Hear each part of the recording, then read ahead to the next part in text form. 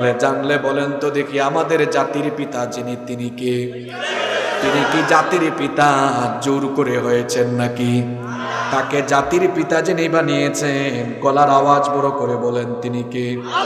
আল্লাহ তাআলা কোরআনে কারীমে বলেছেন, মিল্লাতা আবিকুম ইব্রাহিম,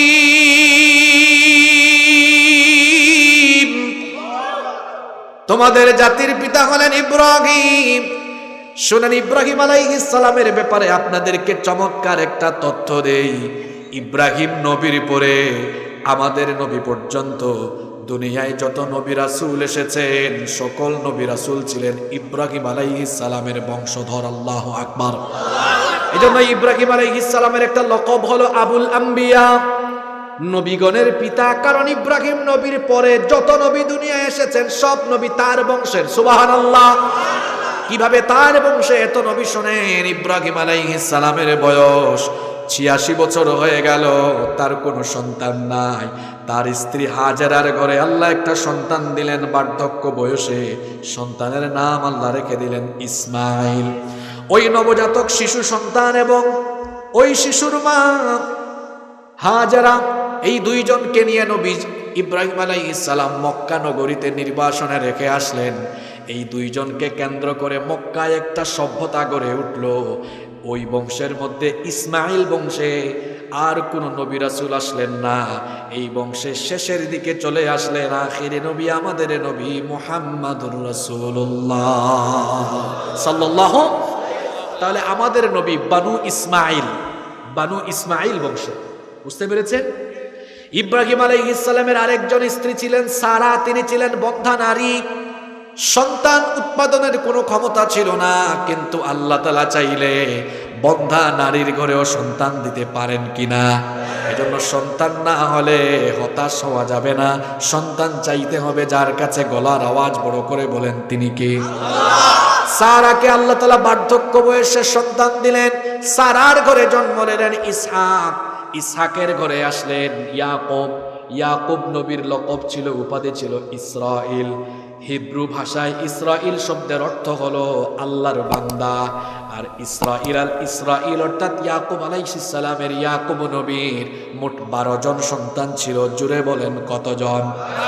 এই 12 জন সন্তানকে বলা হয় বনু ইসরাইল, অর্থাৎ ইসরাইলের ছেলে, ইসরাইলের বংশধর। এই 12 সন্তানের এক সন্তানের নাম ছিল ইউসুফ আলাইহিস সালাম। কোরআনে কারিমে তার নামে একটা সূরা আছে না নাই? এটা কোরআনের 12 নম্বর সূরা, সূরা ইউসুফ। ইউসুফ নবীকে রব্বুল আলামিন এই দুনিয়ার অর্ধেক সৌন্দর্য দিয়েছিলেন। এত সুন্দর মানুষ ছিলেন, তার দিকে তাকালে আর চক্ষু ফিরাতে ইচ্ছে হতো না। আল্লাহু আকবার। ইউসুফ আলাইহিস সালামকে তার বাবা ইয়াকুব আলাইহিস সালাম অত্যন্ত ভালোবাসতেন, মহব্বত করতেন। এই কারণে অন্যান্য ভাইয়েরা হিংসায় পড়ে গেল। হিংসার বশবর্তী হয়ে তাদের ভাইকে তারা অন্ধকারে কুয়ার মধ্যে নিক্ষেপ করলো, এই উদ্দেশ্যে যাতে করে তাদের ভাইকে মেরে ফেলা যায় কিংবা এখানেই তাকে যেন ধ্বংস করে দেওয়া যায়। কিন্তু তাদের পরিকল্পনার বাস্তবায়ন হয় নাই। যার সিদ্ধান্ত কার্যকর হয়েছে, জোরে বলেন তিনি কে? আমি সংক্ষেপে বলছি ঘটনা বোঝানোর জন্য। ওই কুয়া থেকে ইউসুফ নবীকে একটা কাফেলা উঠালো, সেখান থেকে নিয়ে মিশরে চলে গেল। মিশরে যাওয়ার পরে তাকে বিক্রি করা হলো। এবার আজিজে মিশর তাকে কিনলেন। কুয়া থেকে উঠে রাজপ্রাসাদ থেকে আবার জুলাইখার ষড়যন্ত্রের কারণে জেলখানা থেকে বের হয়ে এবার তিনি মিশরের ক্ষমতার মসনদে। সুবহানাল্লাহ। তাহলে বলেন তো, ক্ষমতা দেওয়ার কিংবা কেড়ে নেওয়ার মালিক যিনি, তিনি কে? আমরা অনেকে আছি ক্ষমতা পাওয়ার পরে মাথা নষ্ট দেখা যায়, উঠি কি বসি, আরে বাপ রে বাপ, সামনে যাই কি পিছনে যাই, অবস্থা এমন হয়ে যায়।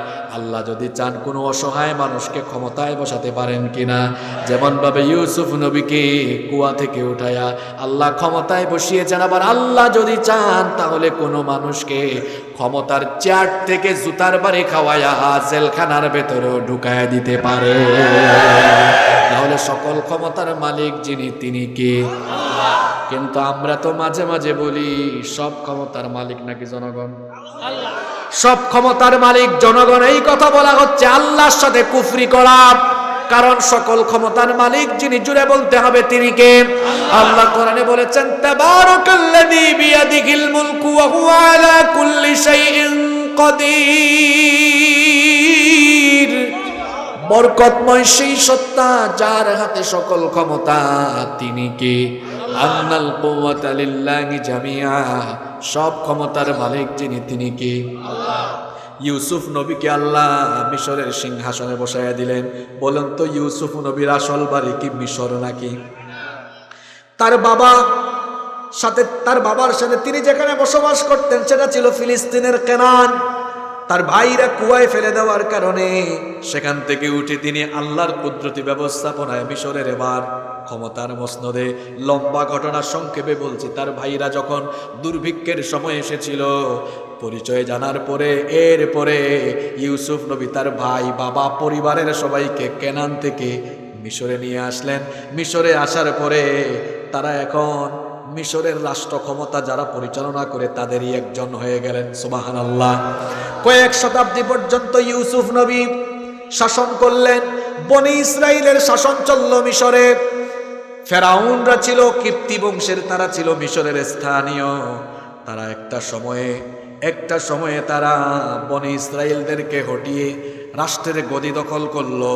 রাষ্ট্রের গদি দখল করার পরে বনি ইসরাইলের লোকদেরকে তারা চাকর বাকরে পরিণত করলো, দাস দাসীতে পরিণত করলো, নির্মমতা নিষ্ঠুরতা তাদের উপরে চালিয়ে দিল। এই বনি ইসরাইলের লোকেরা যেন আর কোনোদিন ক্ষমতার স্বাদ না পায়, এই জন্য ফেরাউন একটা নীতি অবলম্বন করলো। এই নীতির কথা আল্লাহ আয়াতে বলছেন, ইয়াস্তাদঈফু তাঈফাতাম মিনহুম, ওই জনপদের একটা দলকে দুর্বল করে রেখেছিল, কারণ ওই দল তার জন্য হুমকি স্বরূপ। তাহলে ক্ষমতাকে টিকায় রাখার জন্য যেই দলকে সবচেয়ে বেশি হুমকি মনে হয়, কিংবা যাদেরকে মানুষ বেশি মহব্বত করে, যারা ক্ষমতায় চলে আসতে পারে, তাদেরকে কলা কৌশলে দুর্বল করে রাখা, এটা হলো ফেরাউনি শাসনের নমুনা। এই স্বভাবের ফেরাউন বর্তমান দুনিয়ায় একদম নাই। ইউদাব্বিহু আবনাআহুম, 4 নম্বর বৈশিষ্ট্য ফেরাউনের বলা হচ্ছে ইউদাব্বিহু আবনাআহুম ওয়া ইস্তাহয়ী নিসাআহুম।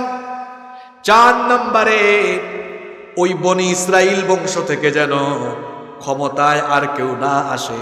এজন্য ফেরাউন চিন্তা করলো, এদের ঘরে যত সন্তান জন্ম নিবে, যদি ছেলে সন্তান হয়, জন্ম নেওয়ার সাথে সাথে তাদেরকে ধরে জবাই করে ফেলো। আমি কি বানিয়ে বলছি? এখানে ওলামায়ে কেরাম বসে আছেন, আমার উস্তাদ তুল্য আলেম বসে আছেন। ইউদাব্বিহু আবনাআহুম, সে বনি ইসরাইলদের নবজাতক শিশু ছেলেগুলোকে জবাই করত। ওয়া ইস্তাহয়ী নিসাআহুম, আর মেয়ে সন্তানগুলোকে জীবিত রাখতো, বাঁচিয়ে রাখতো। ক্ষমতার জন্য শিশুকেও হত্যা করা, এটা ফেরাউনি শাসনের নমুনা। আজকের প্যালেস্টাইনে দেখেন, ক্ষমতার জন্য শিশুদেরকেও ছাড় দেওয়া হয় না।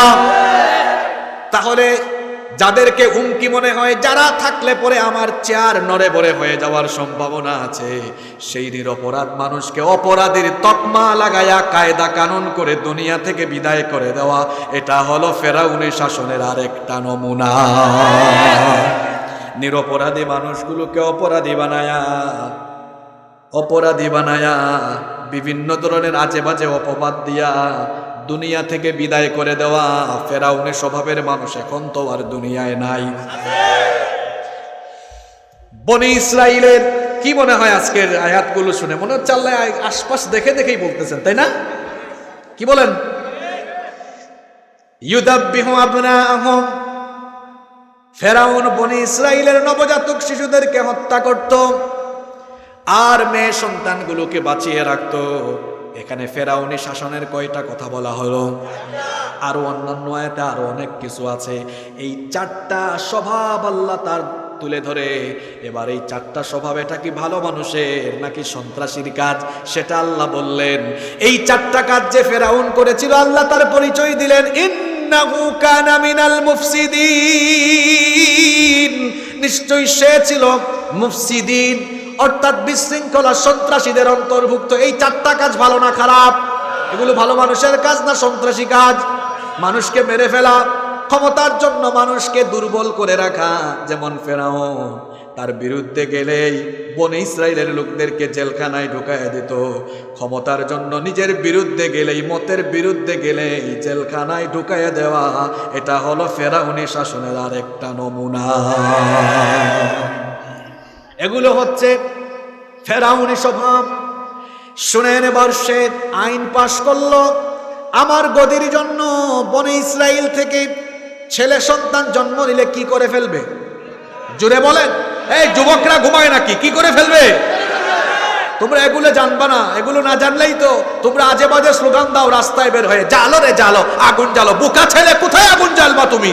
তুমি তো স্লোগান দিবা আল কোরআনের আলো, ঘরে ঘরে জ্বালো। তুমি কাদের পিছনে যাও? কিসের ভাঙ্গা লাও? যুবক, এই যৌবন আমাকে দিয়েছেন কে? এই যৌবনের শক্তিকে অনেকে তার স্বার্থের জন্য ব্যবহার করছে। সে তার গদির জন্য, স্বার্থের জন্য আপনার যৌবনকে লাঠির মতো ব্যবহার করছে। কেন যুবক ভাইয়েরা সামনে পিছনে গিয়ে চামচামি করেন?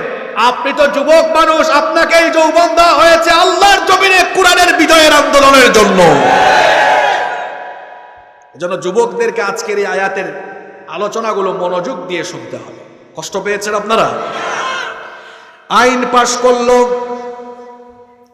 যারা এখন জন্ম নিবে ছেলে সন্তানগুলোকে ধরে ধরে জবাই করে ফেলা হবে। সে চেয়েছিল দুর্বল করে রাখতে।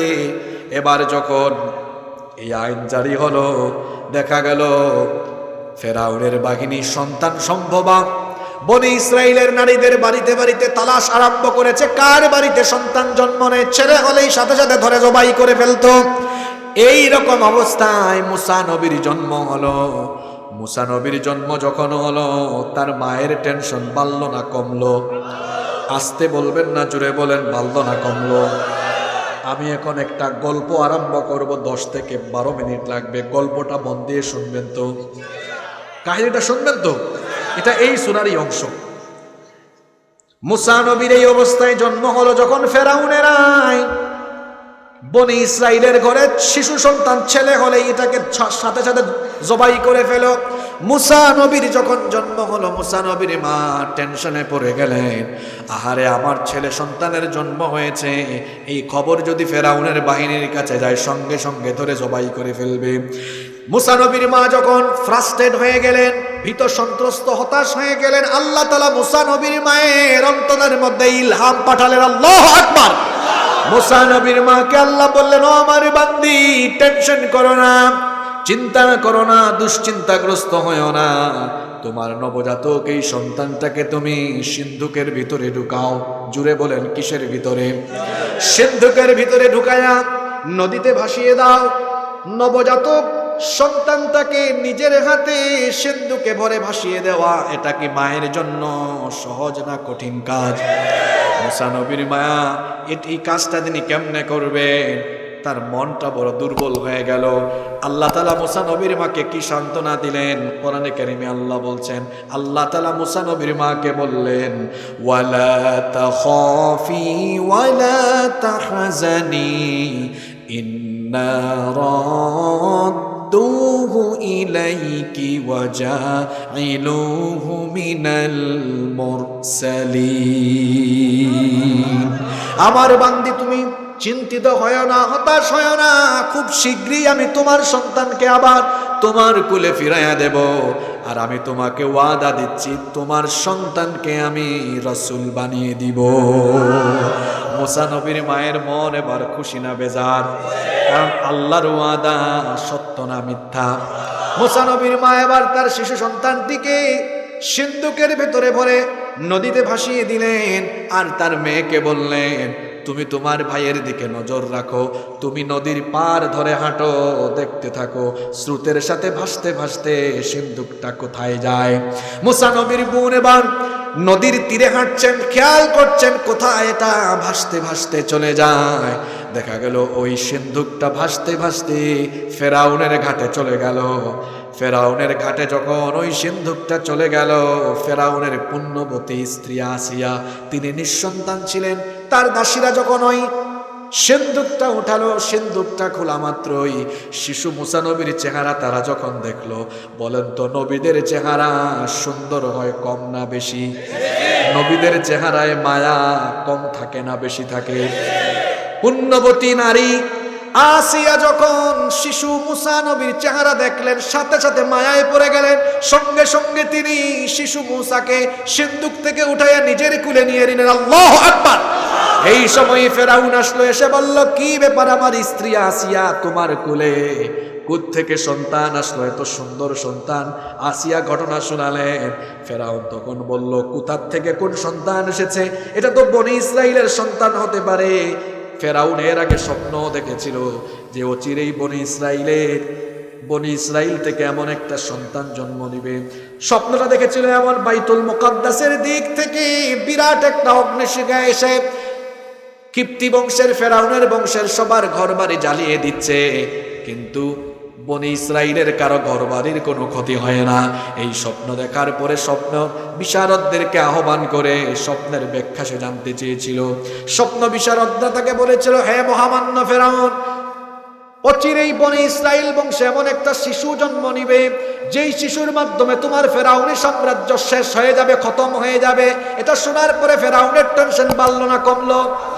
তার স্ত্রী আসিয়ার কোলে যখন শিশু সন্তান দেখলো, ফেরাউন তখন বলল, আসিয়া সন্তানটাকে আমার কোলে দাও, এক্ষুনি জবাই করে ফেলি, কারণ এটা তো বনি ইসরাইলেরই কেউ হতে পারে। কিন্তু আল্লাহর কুদরতটা কেমন দেখেন। ফেরাউনের স্ত্রী আসিয়া তখন ফেরাউনকে বললেন, আল্লাহ তাআলা তার কথা কোরআনে উঠাইয়া দিলেন, ওয়াকালাত ইমরাআতু ফিরআউন কুররাতু আইনিন লি ওয়া লাক লা তাকতুলুহু আসা আন ইয়ানফা'না আও নাত্তাখিযাহু ওয়ালাদা।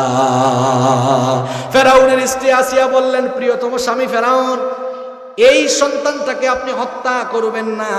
এই সন্তান আমার আর আপনার উভয়ের জন্য চক্ষু শীতলকারী হতে পারে, এটাকে হত্যা করবেন না। লা তাকতুলুহু আসা আন ইয়ানফা'না, এটা আমাদের কাজে লাগতে পারে, উপকারে আসতে পারে। আও নাত্তাখিযাহু ওয়ালাদা,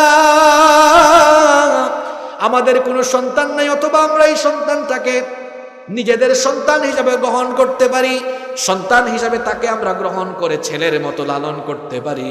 ফেরাউনের দিল নরম হয়ে গেল। ফেরাউন বলল, ঠিক আছে আমার স্ত্রী, তোমার তো সন্তান নাই, এটাকে ছেলের মতোই লালন পালন করো।